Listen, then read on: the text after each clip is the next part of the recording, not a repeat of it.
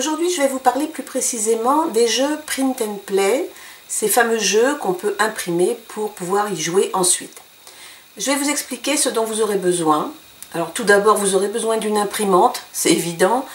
Il vous faudra aussi un certain nombre d'accessoires, mais nous y reviendrons. Je vais commencer par vous parler des jeux de cartes. Ce sont les jeux qui vont vous demander la plus grande quantité d'impression. Pour certains jeux, vous aurez simplement besoin d'un jeu de cartes standard. Bon, normalement, c'est quelque chose que vous avez chez vous. Voilà, un jeu de cartes standard, ça peut arriver parfois.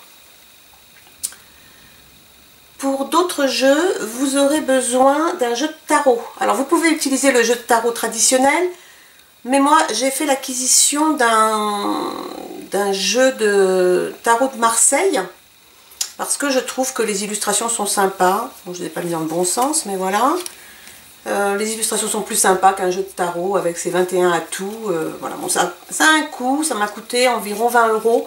Mais bon, je trouve que ça vaut le coup. C'est plus sympa de jouer avec de jolies cartes bien illustrées. Voilà. Enfin, vous allez avoir besoin de jeux à imprimer, de jeux de cartes à imprimer. Alors pour certains, il y a beaucoup de pages à imprimer. Bon, par exemple, pour ce jeu-là, vous voyez, il y a pas mal de cartes. Elles sont souvent présentées par 9 sur une page A4. Bon, au final, ça ne représente pas forcément énormément de pages. Parfois en recto verso, c'était le cas pour ce jeu-là. Donc moi, je les imprime et je les plastifie avec une plastifieuse que j'ai achetée. Vous en trouverez dans le commerce pour moins de 50 € assez facilement, entre 30 et 40 €. À cela, il faudra aussi ajouter des petites pochettes pour la plastification qui coûtent quelques euros. C'est assez indispensable car si vous imprimez vos cartes sur du papier ou sur un carton fin, elles risquent de se détériorer rapidement. Donc le plus simple, c'est la plastifieuse, mais ça a un petit coup de départ. Voilà. Un autre jeu avec pas mal de cartes aussi. Bon, pour ce jeu-là, il n'y a pas de verso.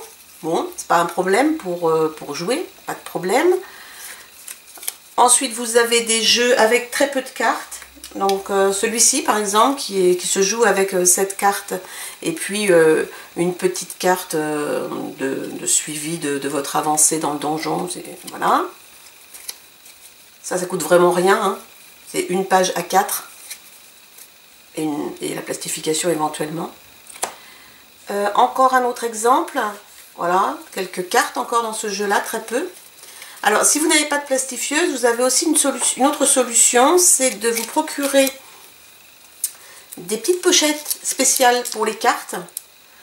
Voilà. Donc, si vous imprimez votre carte sur un papier simple, vous la mettez dans cette pochette, ça va la protéger. Et éventuellement, pour rendre la carte un peu plus rigide, vous pouvez utiliser un jeu de cartes standard que vous n'utilisez plus, pour doubler la carte que vous venez d'imprimer, pour une meilleure tenue, notamment quand vous allez devoir mélanger vos cartes, c'est mieux si elles ont une bonne tenue.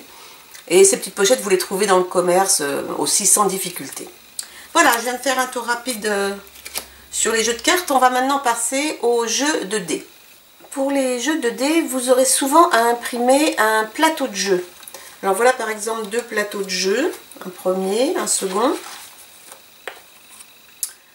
Leur particularité, c'est que vous aurez souvent à écrire dessus. Donc vous prenez un stylo effaçable et vous allez pouvoir écrire dessus à condition de les avoir plastifiés au préalable. Vous pourrez noter vos points. Voilà, une avancée sur le tableau. Vous pouvez aussi utiliser un petit pion. Voilà, vous en aurez besoin aussi parfois pour avancer. Si vous n'avez pas de plastifieuse, vous pouvez glisser les plateaux de jeu dans une pochette plastique comme celle-là. De la même façon, vous pouvez écrire dessus et effacer avec votre stylo effaçable sans problème. C'est très pratique, car ensuite vous pouvez aussi les ranger dans un classeur si vous en avez un certain nombre, c'est assez utile. Voilà. Évidemment, pour un jeu de dés, il va vous falloir aussi, devinez quoi, des dés. Donc, des dés de plusieurs couleurs. On vous demandera souvent des dés de plusieurs couleurs. Il faut aussi des dés avec des faces multiples de ce genre-là. Alors ces dés-là, ils sont assez sympas. Voilà. Ensuite, il vous faut aussi des marqueurs. Des marqueurs. Bon, moi, j'utilise des petits cubes. Ça coûte vraiment rien. Voilà, des petits cubes qu'on achète dans le commerce. Tout ça, je l'ai acheté sur un site qui s'appelle Tout pour le jeu. Je crois que c'est une boutique basée dans l'Est de la France. Je ne suis pas sponsorisée, hein, mais j'ai trouvé leur prix correct, leur service aussi. Pour les dés comme ça, vous avez des lots de 7 dés différents, bon, voilà, qui sont à des prix très abordables. Ensuite, vous avez des jeux qui vont mixer le tableau de jeu, les dés, les marqueurs, mais aussi des cartes. Et donc là, vous avez l'essentiel de ce qu'il vous faut pour des jeux PNP, Print and Play. Donc les plateaux de jeux à imprimer, à plastifier ou à mettre sous pochette, les cartes à plastifier ou à mettre sous pochette, les dés, les marqueurs, des pions ou des meeples, et un stylo effaçable. Et vous êtes paré. Vous pouvez commencer à imprimer et à jouer. Vous n'aurez pas trop de dépenses à faire, si ce n'est la plastifieuse éventuellement, qui coûte un peu plus cher. Sinon, pour tout le reste, ce sont des articles qui ne sont pas onéreux.